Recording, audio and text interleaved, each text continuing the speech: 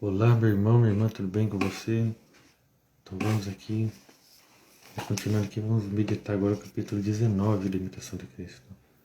E o tema ele é dos exercícios do bom religioso. Eu tenho certeza que todos nós podemos tirar aqui dicas para o nosso fortalecimento espiritual.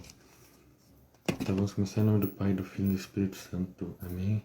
Ao Senhor pedimos que nesse dia seja passada a mensagem aqui conforme a imitação de Cristo, que essa mensagem possa entrar em nossos corações, em nossas mentes e ajudar-nos a ser melhores pessoas, melhores cristãos. Amém. A vida do bom religioso deve ser ornada de todas as virtudes, para que corresponda o interior ao que por fora veem os homens. E com razão, ainda mais perfeito deve ser o interior do que por fora parece, pois lá penetra o olhar prescrutador de Deus, a quem devemos suma reverência em qualquer lugar onde estivermos, e em cuja presença devemos andar com pureza angélica. Cada dia devemos renovar nosso propósito e exercitar-nos a maior fervor, como se fosse o primeiro dia de nossa conversão, dizendo: Confortai-me, Senhor meu Deus, no bom propósito e em vosso santo serviço. Concedei-me começar hoje deveras, pois nada é o que até aqui tenho feito. Hoje vou comentar então esse primeiro parágrafo. Realmente fala das virtudes. Nós devemos sempre pedir as virtudes do Espírito Santo, bondade, os dons, piedade, viver a castidade, tudo isso. Para que o nosso exterior se iguale ao interior. Os dois têm que estar igualados, Os dois têm que estar fortalecidos em Deus, senão a gente é uma questão falsa, vamos dizer assim. A gente não tá vivendo a verdade. Perfeito deve ser no interior, mais no interior do que por fora parece, Ou seja, já elimina aqui os viver de aparência, Toda pessoa que talvez se veste perfeitamente, nos lugares que é visto, procura sempre passar boa imagem, mas por dentro, tá cheio de pecado, por dentro tá julgando os outros, Então, tem que ser equilibrado ainda, tem que ter o equilíbrio entre as duas partes. A Deus é quem devemos sua reverência, e devemos andar de pureza, sempre, no momento da missa, é necessário a gente ver que é um lugar de mais reverência, um lugar de mais pureza, Quantos jovens aí, falando, principalmente meninas, às vezes pensam, que vai na missa para arranjar namorado, E não é o lugar, a hora de convivermos em sociedade, em comunidade cristã, e possamos aí ver o mistério de Deus. Não é uma hora para chamar atenção, nem mesmo para ficar vendo amigos, nada desse tipo. Agora interessante, a vida de oração, fala da vida de oração. Devemos sempre rezar, procurar sempre o maior fervor na oração, como se fosse o primeiro dia da nossa conversão. Interessante, pedir: confortai-me, Senhor meu Deus, no bom propósito e em vosso santo serviço. Concedei-me começar hoje deveras, pois nada é o que aqui tenho feito. Aquela questão de nunca nos vangloriar, nunca achar que a gente é o único, que a gente vale mais do que alguém. E sempre fazer, fazer pelas almas, ajudar sempre na evangelização, porque sempre é como se fosse realmente o primeiro dia, porque eu falo, mas a gente espiritualmente, a gente sempre tem lá nossas falhas, nossas fraquezas, e não adianta, às vezes alguém de muita caminhada, de muito tempo, de meses, de anos, também peca, também cai num pecado, que se a gente pensar, parece bobo, parece básico, mas é a nossa fragilidade humana. Então a gente tem que estar sempre com a vida de oração fortalecida. Continuando aqui, segundo parágrafo. A medida da nossa resolução será nosso progresso, e grande solicitude exige o sério aproveitamento. Se aquele que toma enérgicas soluções tantas vezes cai, olha o que eu estava falando, que será daquele que as toma raramente ou menos firmemente propõe? Sucede, porém, de vários modos deixarmos o nosso propósito, e raras vezes passa sem dano qualquer leve omissão dos nossos exercícios. O propósito dos justos mais se firma na graça de Deus que em sua própria sabedoria. E nela confiam sempre em qualquer empreendimento, porque o homem propõe, mas Deus dispõe. E não está já na mão do homem o seu caminho. Ou seja, irmão, que eu falei, né? E não é porque a gente está anos na igreja, né, que a gente está imune a pecado, está imune a alguma falha. E nós somos fracos. É por isso que é necessário a gente estar lá em Deus, estar com uma profundidade na fé, estar lá sempre rezando, né, e ser humilde perante a Deus, que eu falei, né, porque ninguém, né, eu estava lendo, se diz uma passagem na Bíblia que diz isso, quem pode dizer que está purificado do pecado, que acabou, nunca mais vai pecar? Ninguém pode, não pode falar isso. Confia mais em Deus do que em sua própria força, sua própria sabedoria. É muito interessante isso, né? Quando as pessoas às vezes acham, não precisa nem ir na igreja, não precisa de nada, né? Se falar sou de bem, né? Sou do bem, sei o caminho do bem. Só que nós nunca somos tão maduros na fé, nós precisamos da igreja para ser nossa norteadora. Nós precisamos da missa, do qualquer momento de intimidade com Deus.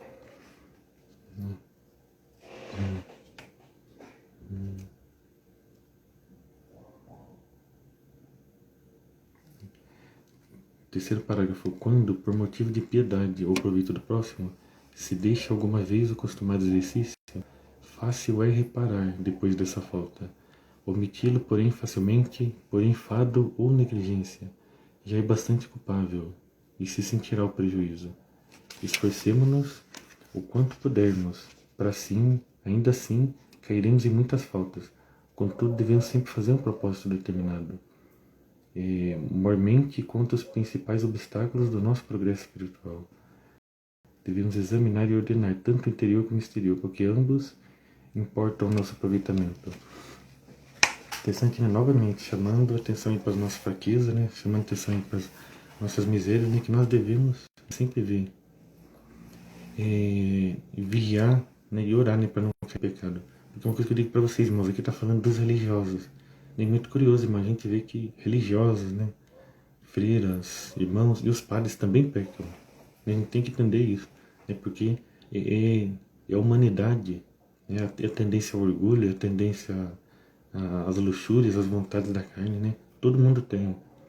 Eu entendo que, cara, né, se um padre peca, isso sair publicamente, fica todo mundo espantado, né? Mas devemos ver o padre, enquanto ele está na missa, ele é o próprio Jesus, beleza. Mas depois que ele desce lá do altar, ele é um homem comum. Isso que está faltando muitas vezes a gente entender, né? Sociedade, meu padre faz alguma coisinha, pô, já vem todo mundo julgar. Ah lá, e padre faz isso.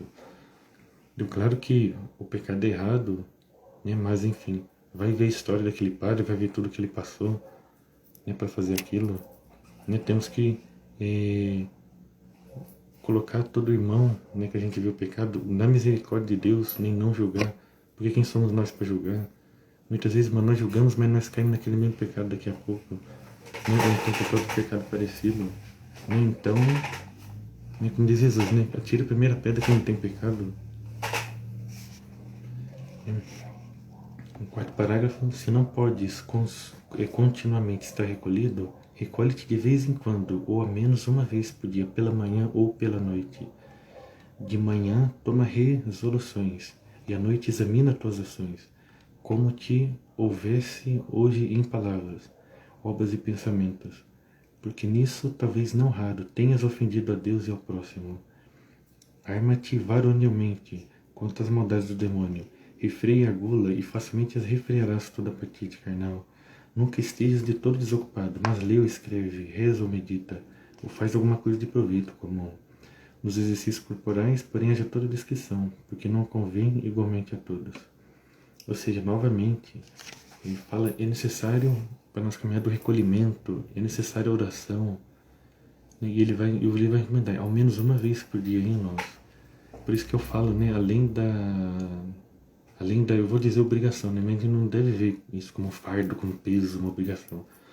Mas enfim, temos nosso dever de sempre estar, né, domingos e festas de guarda na missa. Irmãos, eu digo algo para você, feriado não é para ficar à toa.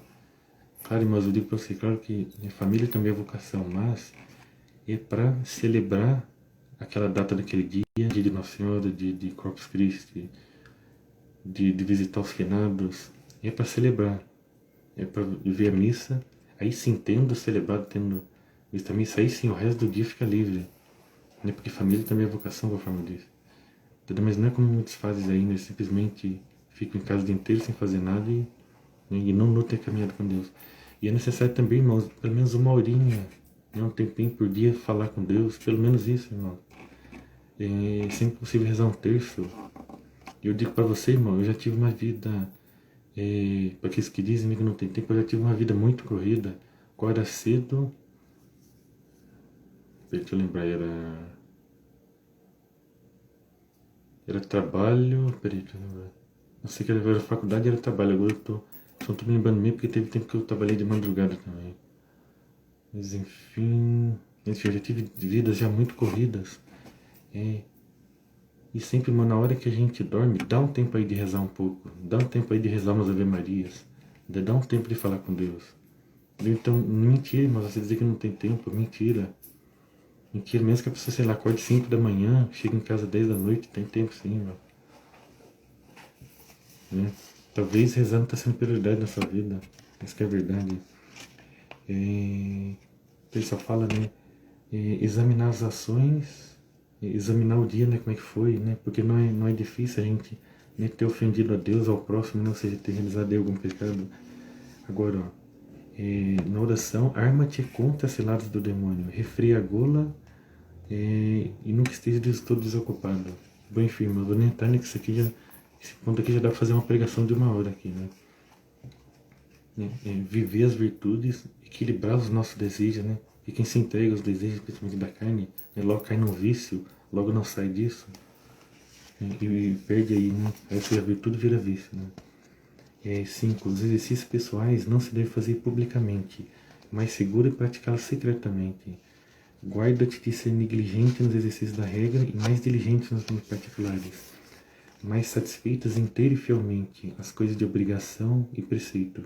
Se tempo sobrar, ocupa-te em exercícios, conforme te inspira a tua devoção. Nem todos podem ter o mesmo exercício. Que um convém mais a outro, este e aquele, né?